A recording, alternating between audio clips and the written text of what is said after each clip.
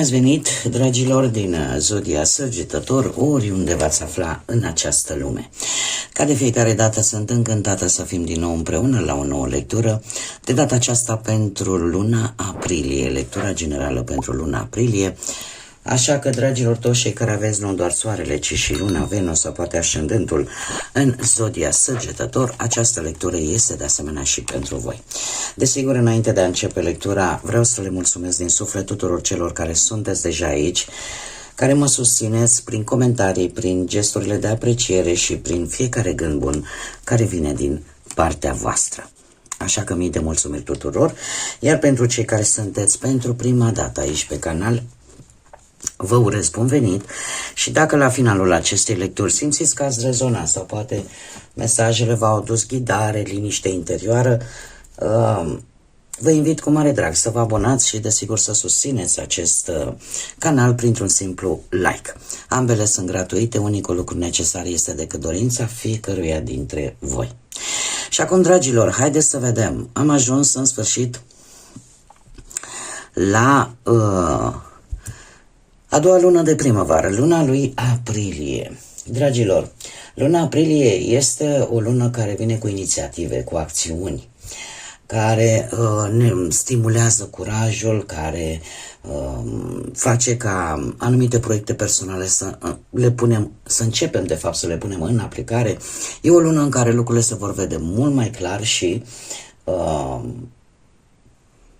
ideea asta de a socializa cu ceilalți apare destul de pregnant, apare destul de mult.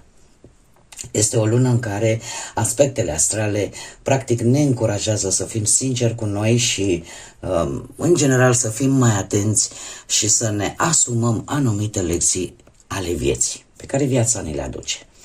Voi aveți pe Lilith care este în mers direct în zodia voastră și asta oarecum vă menține acea formă ușor rebelă față de anumite dogme, față de anumite ideologii care sunt foarte rigide, față de acele lucruri unde adevărul e pus la zid și atunci veți încerca să căutați adevăruri personale. Chiar dacă lucrul ăsta poate provoca anumite sisteme, să zicem, existente sau pur și simplu apare dorința de libertate totală în gândire și în ceea ce voi vreți să cunoașteți, dar asta să știți că nu face altceva decât, îmi cer scuze, nu face altceva decât să deveniți mai puternici atunci când vine vorba de căutarea autenticului, a sensului vieții, a adevărului, dorința voastră de a ieși oarecum dintr-un anumit tipar și a spune un adevăr, chiar și la nivel personal. De asemenea, aprilie pentru voi vă face mai optimiști, mai plini de aventură, mai doritori de libertate, o dorință de libertate și de aventură care vine și cu inițiative noi, cu conexiuni interesante, în general o energie destul de pozitivă chiar și în tot felul de colaborări. Unde trebuie să aveți voi grijă? La impulsivitate și în a încerca totuși să nu gândiți superficial, să nu vedeți superficial și să nu exagerați lucrurile sau situațiile. Dacă vorbim, nu știu, de muncă, sunteți destul de bine susținuți să puteți progresa, dar într-o manieră cât mai disciplinată. Să încercați pe cât posibil să nu vă stresați prea mult atunci când vedeți că anumite situații nu le puteți controla foarte bine în ceea ce privește munca. Pe partea bănuților, să știți că banii pot veni în urma unui proiect independent. Da? Ceva ce voi ați făcut aparte de locul de muncă oficial, să spunem așa. Atenție, desigur, la cheltuielile din impuls, negândite. Iar dacă vorbim de partea sentimentală, cei care sunteți într-o relație, se pare că vor veni momente în care voi să vă consolidați relația cu răbdare, cu înțelegere, iar cei singurei aș spune că chiar puteți avea șansa de întâlniri prin contacte strategice, cumva planificate, plănuite aceste întâlniri, sau întâlniri care să aibă legătură cu activitatea pe care voi o faceți la nivel profesional. Deci, în mare, să știți că este într-adevăr o lună destul de tulburătoare, aș putea să spun, în care suntem îndemnați la acțiune, avem foarte multe planete în berbec. Nu trebuie să uităm că deja de pe 20 martie încă Soarele a intrat în această zodie și suntem deja în anul nou astrologic. Așa că energia asta de foc, și voi sunteți o energie de foc, dar energia de foc a berbecului cu atât mai mult aș zice eu, vă avantajează dacă veți ști să și profitați de ea.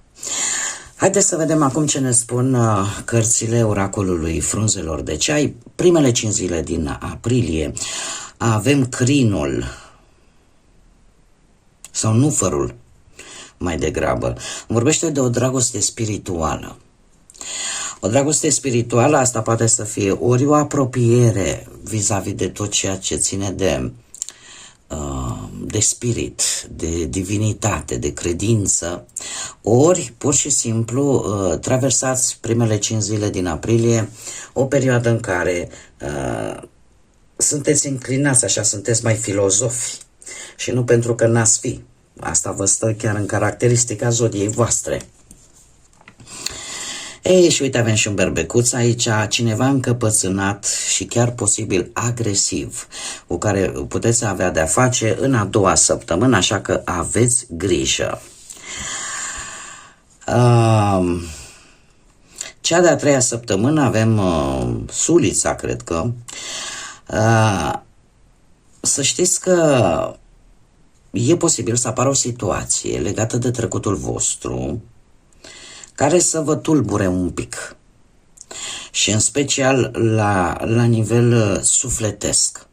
Să vă tulbure este ceva ce voi deja nu vă mai aparține, deja nu mai aveți sau nu mai este lângă voi, dar o situație din trecut care probabil ori vine să-și găsească într-un final vindecarea, rezolvarea sau pur și simplu vă cam dă pe voi un pic peste cap.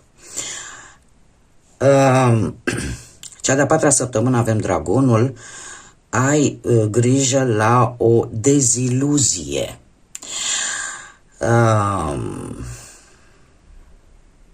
E posibil voi să aveți anumite așteptări de la anumite persoane, de la anumite situații și aceste așteptări să nu fie, sau rezultatul, mai bine zis, să nu fie pe măsura așteptărilor voastre și atunci aveți parte de această deziluzie.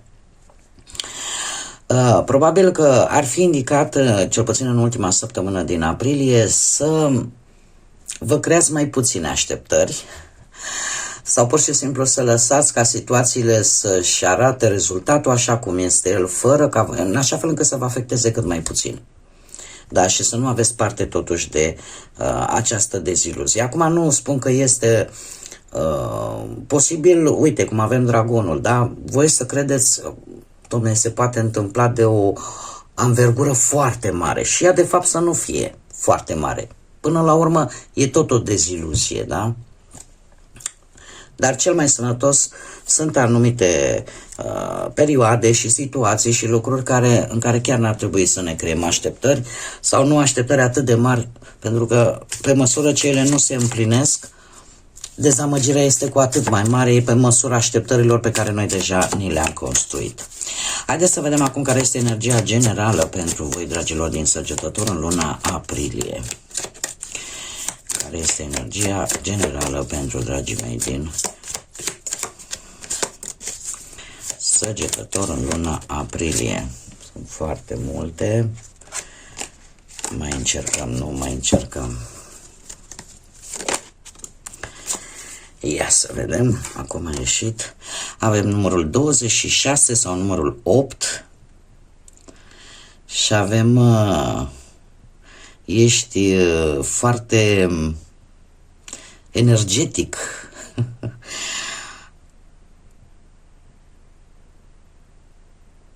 Foarte interesant. Deci haideți să o luăm mai întâi cu cifrele, da? Avem, cum am spus, 26, un 2 și un 6. Asta îmi spune că vreți să colaborați cu cineva, vreți să aveți o relație cât mai bună, cât mai armonioasă, să zicem așa, cu o anumită persoană, sau sunteți mai cooperativi așa, sunteți mai sensibili, abordați așa un caracter mai calm, mai diplomat, mai receptiv, da? Pentru că vreți să vă creați o anumită stabilitate sau o anumită armonie, mai ales în crearea de relații, de colaborări, cumva să le mai ușurați așa, să fie un pic mai ușor să colaborați, să faceți o conexiune cu ceilalți. Și lucrul ăsta probabil că se va vedea în luna aprilie. De asemenea, veți susține într-un mod concret poate pe cineva sau vreți susținerea concretă a cuiva. Din câte văd eu aici, totuși, aveți și simțul ăsta al protecției. Dar nu orice protecție. Sunteți mult mai compasivi. Și, în general, posibil în această lună să simțiți că aveți o anumită responsabilitate față de familie. Sunteți mult mai compasivi, mai iubitori, mai armonioși. Încercați să aduceți un anumit echilibru în relație și nu e de mirare. De ce? Pentru că avem pe 1-2 aprilie avem și o lună plină în balanță, care va influența foarte mult aceste lucruri, da? Pentru că aduce emoții mai echilibrate din toate punctele de vedere, fie ele sociale, fie ele parteneriale, fie ele amoroase, da? Apare sensibilitatea asta la nevoia celorlalți și, în general, la evitarea oricărui conflict, chiar și prin tendința asta de a căuta un compromis, în așa fel încât lucrurile să se armonizeze cât de mult se poate. Mergând mai departe la mesajul cu care vine această carte, îmi spune că aveți o energie puternică, o energie care atrage atenția. Și tocmai de aceea e posibil ca în această lună să nu trebuie să vă forțați foarte tare, dar în același timp puteți să ieșiți cumva în evidență, să faceți vizibilă valoarea prin ceea ce voi faceți, prin ceea ce voi, felul vostru de a acționa. Eu aș spune că e o strălucire mai mult naturală, dar trebuie să vă concentrați pe ceea ce știți voi să faceți cel mai bine. Să lăsați, ca să spun așa, talentul vostru să vorbească. Dar aveți această, cum să spun eu, această aură, această energie puternică care va atrage atenția. Mergem mai departe, haideți să vedem ce ne spune și tarotul. Ce vine pentru dragii mei din Săgetător în luna aprilie? Ce ne spune tarotul, atât pe plan profesional, financiar sau sentimental?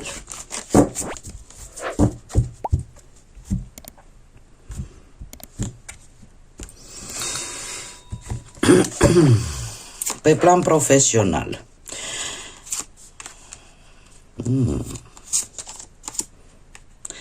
Pe plan profesional, aș spune că vă puteți afla în situația în care să apară, cum să spun eu, că nu vreau să fac o repetiție. Deci, să vă aflați în acele situații în care trebuie poate să combinați. Cred că e cel mai bine spus. Șanse noi, poate legate de muncă, să alegeți între două opțiuni legate de muncă sau de două proiecte, poate că două oferte de job care pot apărea, două colaborări sau două proiecte simultane. E într-adevăr un moment tare bun ca voi să evoluați și să vă axați foarte mult pe ceea ce va aduce într-adevăr stabilitate în viața voastră profesională, cel puțin. Avem totuși un 3 de cupe. Un 3 de cupe care mie îmi spun că e posibil să apară și motive de bucurie, motive de succes, ori printr-o colaborare, ori printr-o muncă în echipă. Ori poate chiar un proiect se poate finaliza cu succes pentru voi și nu știu, să aveți parte de o recunoaștere din partea colegilor, din partea asociațiilor. Este o lună tare bună pentru a vă consolida foarte mult relațiile profesionale. totuși nu exagerați prea mult cu socializarea, da? Pentru că vă pierdeți concentrarea asupra ce aveți de făcut real și în același timp nu vă bazați întotdeauna sau prea mult pe sprijinul unui anumit grup. Lasă că rezolvă cu tărică, trebuie să, mai mult pe meritele proprii, mai mult pe voi, totuși. Veți avea chiar un moment de revelație, aș spune, cu asul de spade. De ce? Pentru că ori o idee clară vă vine în minte, ori o decizie importantă legată de muncă sau vis-a-vis de un anumit proiect în care voi veți înțelege mult mai clar cum stă situația. Și veți lua poate chiar o decizie importantă legată de muncă, veți începe un proiect mult mai strategic sau poate mult mai bine analizat. Mare atenție, e posibil, nu pentru toată lumea, să apară și un mic conflict în această lună. Verbal, este adevărat, în care se pot lua decizii dure sau se pot spune adevăruri într-un mod foarte direct, dar care are legătură cu munca. Mergem mai departe. Partea financiară. Partea financiară, un 10 de monede, rege de cupe, avem zodii de apă aici sunteți voi, este arcanul vostru în moderația, zodii de apă, rac, pești sau scorpion. Să știți că pe partea asta a bănuților lucrurile nu stau rău deloc. Zecele de monede îmi vorbește de stabilitate financiară și chiar pe termen lung. Și nu este doar ceva temporar, este un sistem foarte stabil de economii, de bănuți puși deoparte, de resurse care vin poate, nu știu, din moșteniri, din sprijin din partea familiei. Cert este că voi aveți o bază destul de solidă pe plan financiar în această lună. Regele de cupe îmi vorbește de câștiguri, poate din activități care implică responsabilitate. Nu știu, unii dintre voi ați putea să faceți bani pe tot felul de proiecte sociale, pe consultanță, pe artă, pe management, poate vis-a-vis de resurse umane. Este o situație în care, sau o propunere care poate veni chiar de la o energie de apă, cineva mai ori cu o gândire foarte matură, ori pur și simplu e mai în vârstă decât voi, dar care să vină pe partea asta, să poată să vă mai aducă niște câștiguri în plus. Oricum, voi vă planificați și vă gestionați resursele cu foarte mult calm și cu foarte mult echilibru. Moderația vine și ea la rândul său cu gestionarea banilor echilibrat, veți împărți veniturile între cheltuieli, faceți economii, dar în același timp se pare că veți face și mici plăceri, pentru că evitați în această lună, se pare, riscurile foarte mari. Preferați soluțiile stabile, investiții moderate sau economii constante în care voi vă ajustați cheltuielile în funcție de situația care o traversați. Dacă e nevoie, reduceți unele costuri atunci când simțiți că veniturile scad, deci cumva cum să spun eu, un management al banilor chiar foarte bun și înțelept, aș spune, în această lună. Mergem mai departe, partea sentimentală, relațiile. Cei care formați un cuplu deja, avem un rege de bâte, avem un rege de monede și avem un paș de cupe. Dar ce de aglomerație e aici? Acest rege de bâte, cu siguranță puteți fi voi, dar avem totuși un rege și de monede. Zodii de pământ, Taur, Fecioară, Capricorn și încă o dată se repetă zodiile de apă, Rac, Pești, Scorpion. Haideți să o luăm cu început. Acest rege de bâte pe parte sentimentală în relație îmi vorbește totuși de o energie foarte pasională și voi puteți lua decizii importante sau tendința voastră este cel puțin aceea de a vă susține totuși partenerul, că e în proiecte, că aveți poate un respect, o admirație existentă deja în cuplul vostru, dar în același timp aș spune că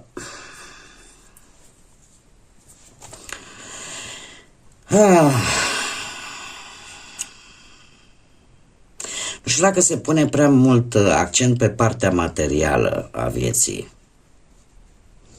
în relația voastră.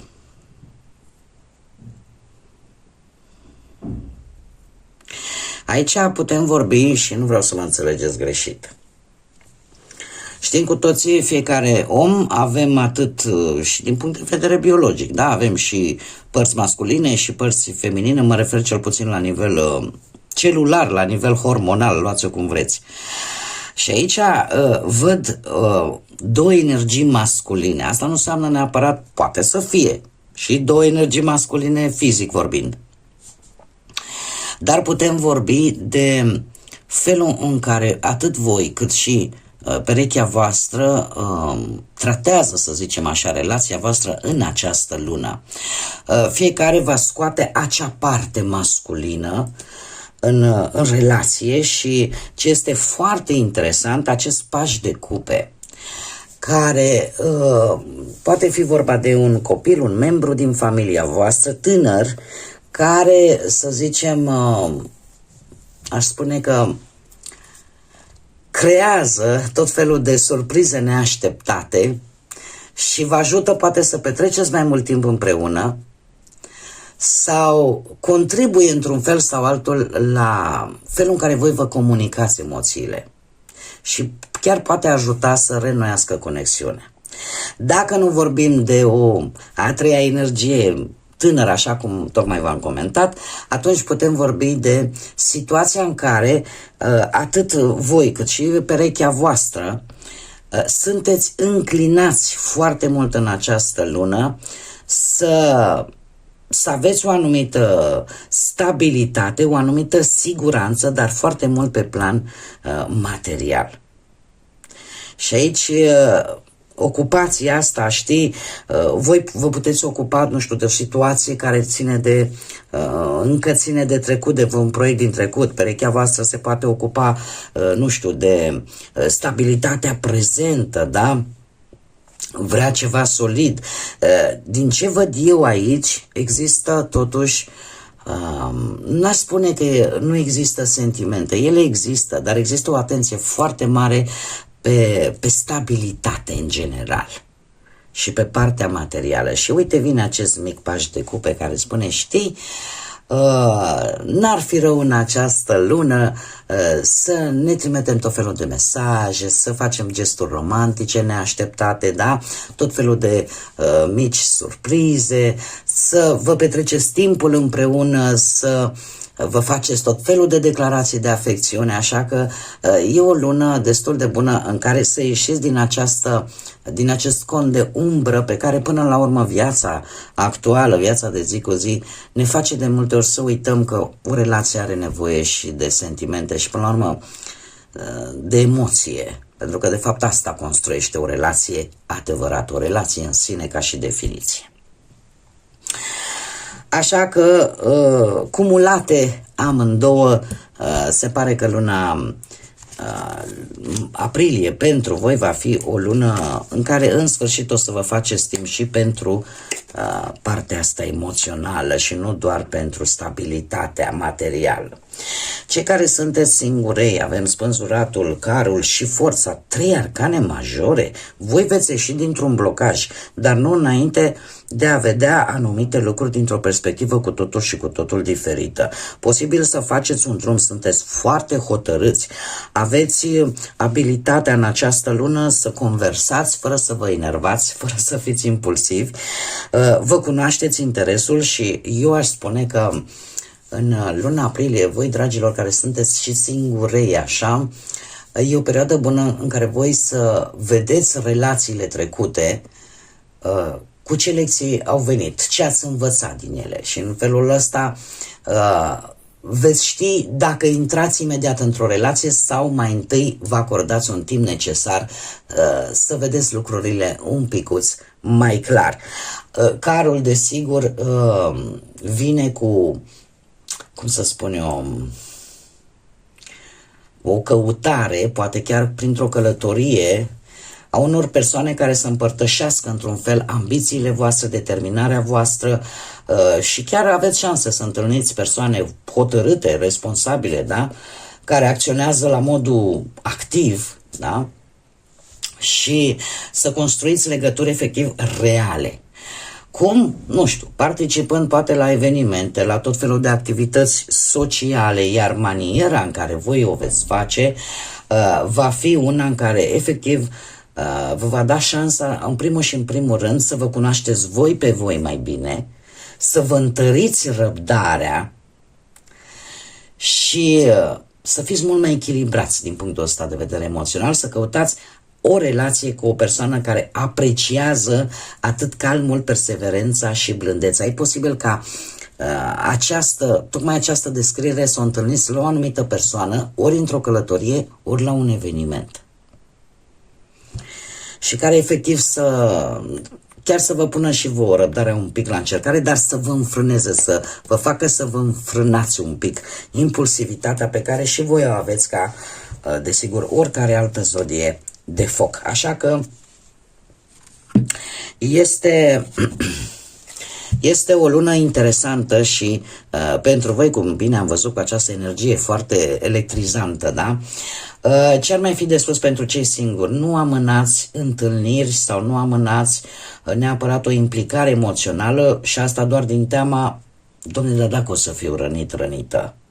Pentru că e posibil să rămâneți singurei prea mult timp, așteptând acea persoană perfectă care să corespundă ad literam cu valorile voastre. Așa că totuși aici trebuie să fiți un pic de atenți. Haideți să vedem acum și care este mesajul spiritual pentru voi, dragilor, din Săgetător. Un mesaj, te rog, pentru dragii mei din Săgetător pentru luna aprilie.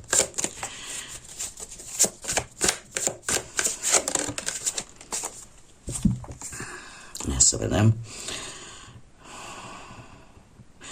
Ar trebui să ignori ceea ce fac ceilalți sau ceea ce reușesc ceilalți. În viața ta este vorba despre a trece peste propriile limite și a crește pentru a-ți construi cea mai bună viață pentru tine. Nu ești în competiție cu nimeni altcineva, plănuiește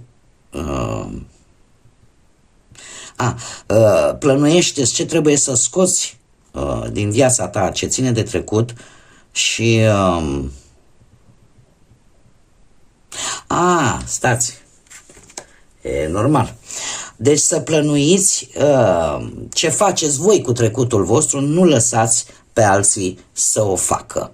Este de fapt un îndemn sau un mesaj, o sugestie, un sfat în care comparația asta cu alte persoane nu vă face bine. Da? Fiecare avem propria viață, fiecare avem propriile noastre experiențe și eu o să vă dau un mic exemplu, să spunem așa. Atunci când cineva trece printr-o situație foarte dură, foarte grea, o putem zice din complezență, știu prin ce trece, dar mințim de fapt. Pentru că nu știm prin ce trece acea persoană. Fiecare traversăm situațiile într-un mod și cu totul diferit.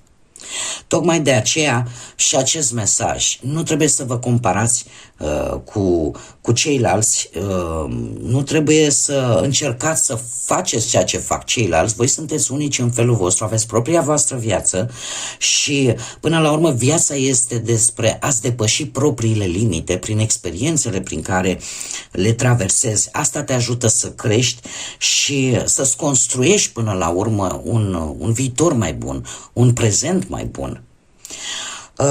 Așa că să cumva nu mai încercați să fiți în competiție cu viețile altora și cu alții și dacă când e vorba de lucrurile pe care voi le-ați făcut, de experiențele voastre din trecut, voi decideți ce faceți cu ele și nu trebuie să lăsați pe alții să decidă în locul vostru.